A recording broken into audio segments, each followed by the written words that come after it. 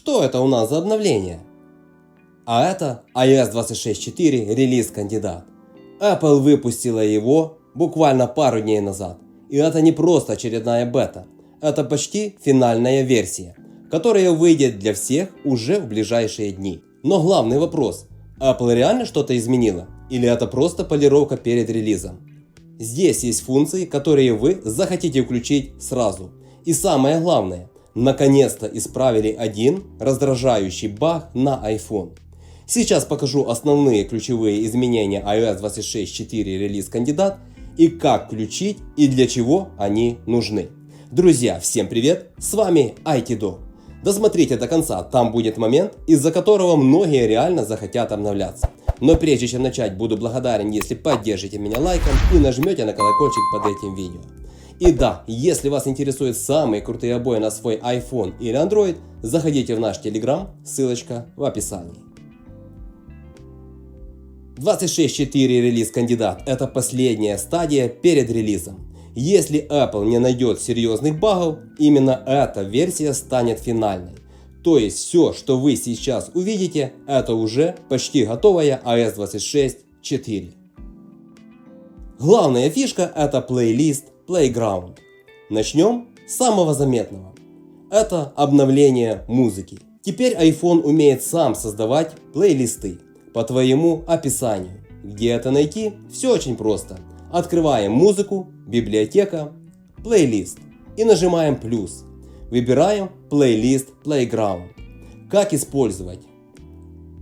Можем просто написать текст, например, музыка для тренировки или драйв в машине. И iPhone сам собирает плейлист с названием, описанием и треками. Зачем это нужно? Раньше вы тратили время на поиск музыки. Теперь просто описали настроение и все готово. Это маленький шаг, но ощущается как начало AI внутри iPhone. Круто. Следующая фишка – концерты поблизости. Где найти музыка, поиск или рекомендации. Важно, нужно включить в настройках конфиденциальность и геолокация для музыки при использовании. После этого iPhone начнет показывать концерты рядом с вами. Зачем это нужно? Вы слушаете музыку и сразу видите, где выступает ваш артист. Это уже не просто приложение, это связь с реальной жизнью. Распознавание музыки без интернета – это вообще вау-функция. Как включить? Все очень просто. Переходим в настройки, пункт управления и добавляем распознавание музыки. Как работает? Нажимаем кнопку даже без интернета.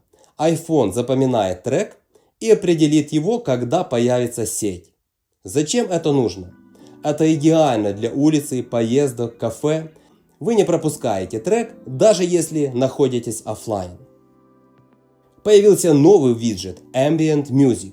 Как включить? Зажимаем экран, нажимаем плюс и добавляем виджет музыки.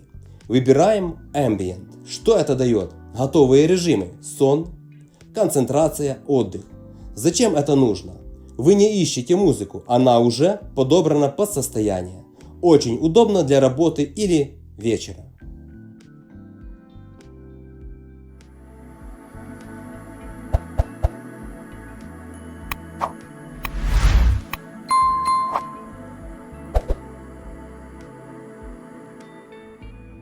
Появились полноэкранные обложки. Просто включаем трек, и обложка появляется на весь экран. Это не функционально, но визуально iPhone ощущается современнее. Изменили Liquid Glass. Вот тут реально важный момент. Многие жаловались на новый стиль iOS 26. Слишком яркий, слишком стеклянный и так дальше. Apple это услышала и уменьшила эффект Liquid Glass.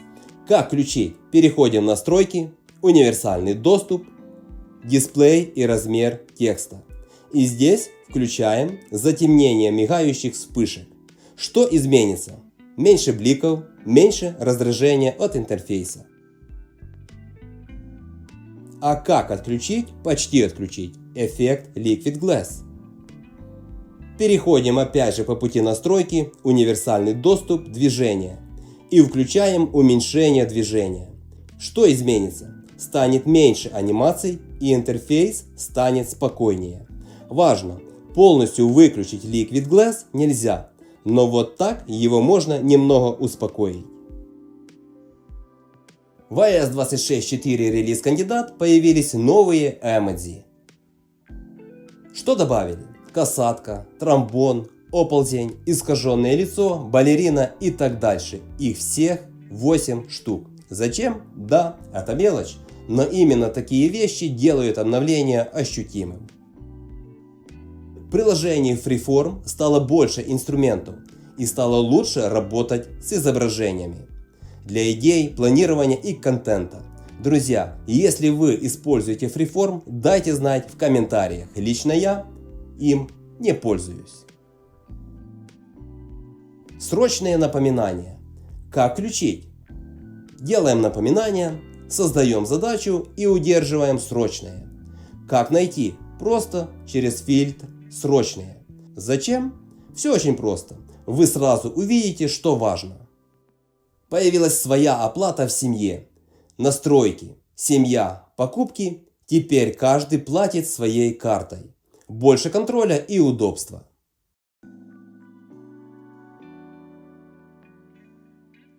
В iOS 26.4 релиз кандидат убрали критический баг, когда вы нажимали букву, а она не появлялась.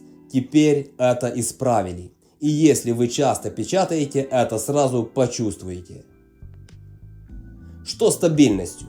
Меньше багов, быстрее система. Это база, но очень важная. Стоит ли обновляться? Если вы уже сидите на бете, можете смело обновляться. А если это у вас основной iPhone, тогда подождите несколько дней и установите официальную iOS 26.4. Итак, iOS 26.4 релиз кандидат — это не про вау-функции, это про комфорт. Лучшая музыка, нормальная клавиатура, спокойный интерфейс. И именно такие обновления делают iPhone приятным каждый день. Напишите в комментариях, если вам зашло это обновление. И главный вопрос, вы уже обновились или ждете финал? Друзья, на этом все. С вами был IT Dog. Всем желаю удачи и пока-пока.